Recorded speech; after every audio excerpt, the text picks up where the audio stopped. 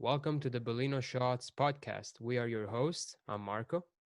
And I'm Lauren, and we are here today with our special guest, Clara Bellino.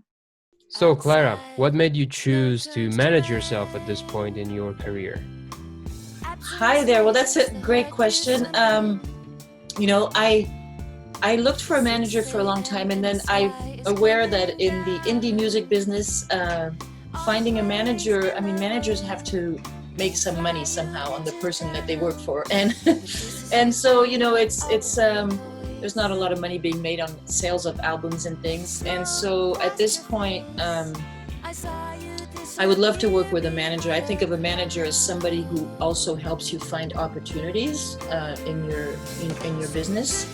But right now I'm working with a team, and hopefully it will lead to working with a manager. But it has to be at a time when there is actually some revenue for that person to be made. I can't find somebody who's worthwhile who also wouldn't want it to contribute to their livelihood. So, yeah. Oh, it makes so much sense. Do you feel that your DIY team is doing an effective job to suit your needs as an artist? Do you ever wish you had a manager or a team that you gave a larger budget to?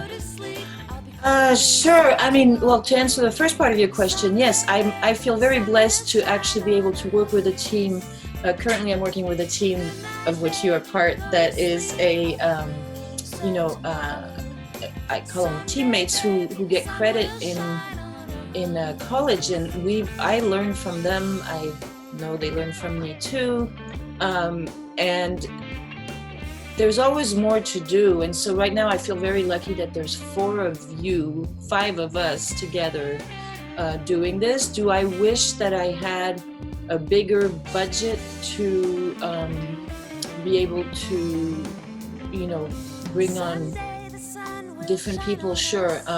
One of the things I'm constantly doing is actually I have a side business, which is I partly started so I could be able to support the people I bring on board and pay them. And so, I like having some hands-on, obviously, nobody can do everything by themselves, none of us. And so I delegate as much as possible. And if I had a bigger budget, I might not even have to look at my Instagram. I don't know. But, it's, I'm really grateful for what I am able to do, because we are able to do, I should say, because I'm just grateful I have a team. Oh, that's very sweet. Talking about the team, when you're out looking for interns, is there one many qualities that make you want to have that person on board? And are there some traits that just make you say, skip, next one, or thank you for nothing, stuff like that? Yeah, I think, a good disposition is always important to me, and an openness. I'm somebody who thinks there is always more to learn. And so somebody who is thirsty for learning and who's a good team worker, and always willing to grow is an important trait, and positive, because how we treat each other, and then on the flip side, are there people? I think one of my least favorite traits is entitlement. Is either people who act like they know it all, or they are entitled to. I just look for team players and people who are excited about what they're doing and have a passion for it, and are and want to learn and want to help each other and support each other. You hear that, everybody? If you ever want to get into biz with Clara, don't be a jerk. Just try not to. That's great advice too. I've worked with some characters, and I've got a few embarrassing stories about interactions with said characters. But what's more interesting, I think, do you have any embarrassing stories about teammates that might have messed something up, or do you maybe want to share, if that's okay, one of your mistakes from recent times? From recent times, okay, so well, first of all, I want to say we all have our moments, right? We all have the ability to be jerks. It's just some of us do it in front of more people at once. But in terms of, there's two parts to me to that question when you say that. Embarrassing moments. I've always prided, or I don't know if I prided myself, but it's always been important for me to work with people who respect me because of what I do, not, you know, who don't necessarily want to be involved with me just because they think, and I'm not saying this to flatter myself, but they think I'm cute, or they think that. But I actually, one time in my career, and it wasn't that recent, I actually briefly got involved with somebody I was working with, and it was so not the right idea, and not because they were wrong or I was wrong. It was just like the kind of why I think they got involved in my professional life, which wasn't.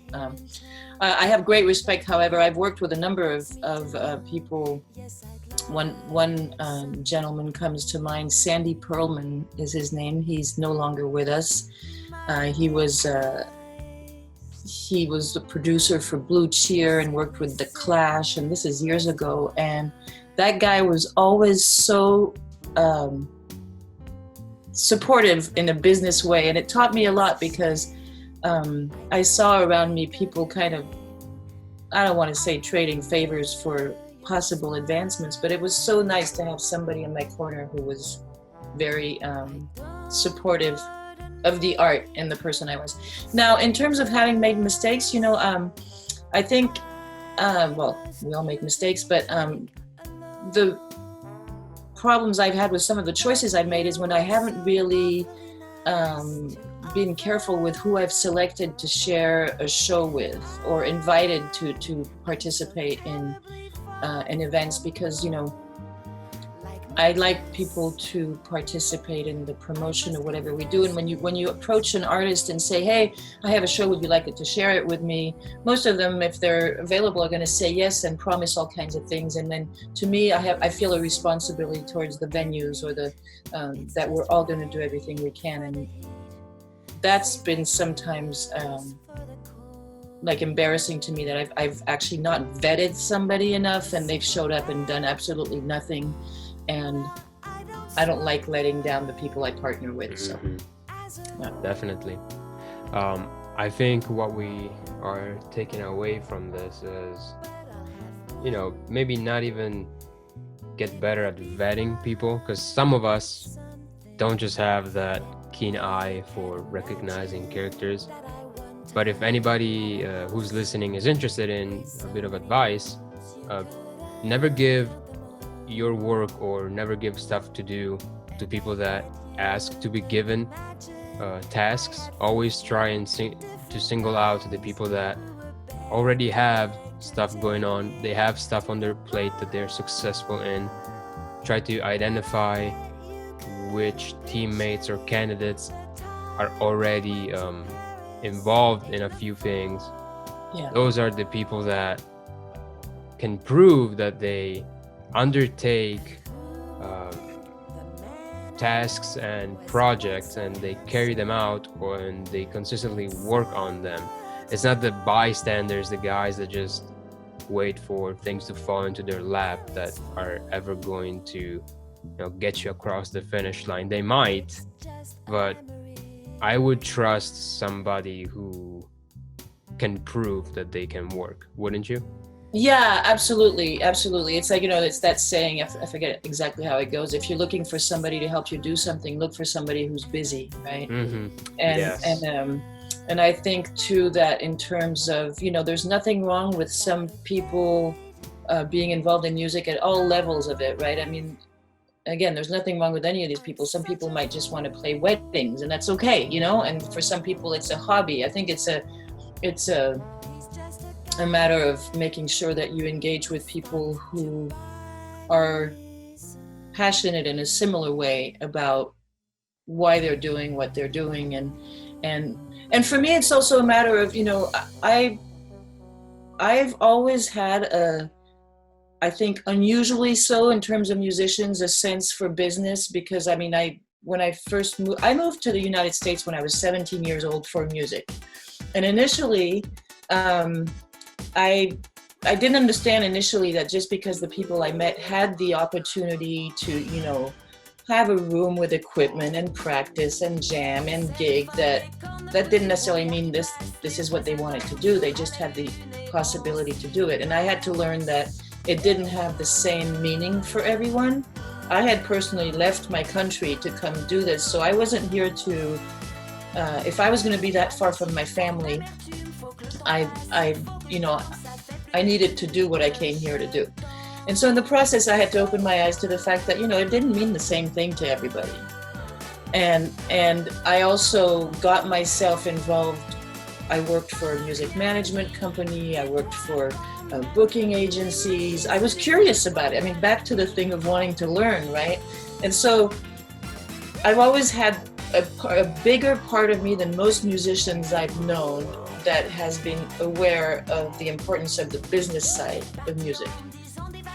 And I used to have my first voice teacher said, music business is 2 words and business is a longer one. And I think even more importantly now, I think it's, I still have friends who are like, I want somebody else to take care of that. Well, I don't think that's even an option anymore. I think that if you're going to be in the music business, whatever the music business is, that's another story. You have to be involved with the business of it. Otherwise, you don't have to, but you can, you can play for your friends at your barbecue. But if you want to do, you can't leave the business. I don't think it's an option anymore. If you want to grow in the music business and travel and do what I want to do with it, I don't think it's an option to not be a part of the business of it. That's a long ass answer for you, but there you go. Oh no, that was amazing, man. Clara, thank you so much for taking the time to be here. Can we talk again next week, perhaps? Yes, I would love to. Let's continue this. I love this that you came up with, this series that I'm really excited about us, about answering your questions, which are awesome questions. I really appreciate them, and look forward to more for sure. Great. Let's see if Lauren has anything to add, and then we'll be off. And that will be it for today. Hope you enjoyed the show. Follow us on Facebook, Instagram, and Twitter at the Bellino Podcast. And you can catch our other episodes of the Bellino Podcast on SoundCloud and YouTube. Thanks for listening, and talk to you soon.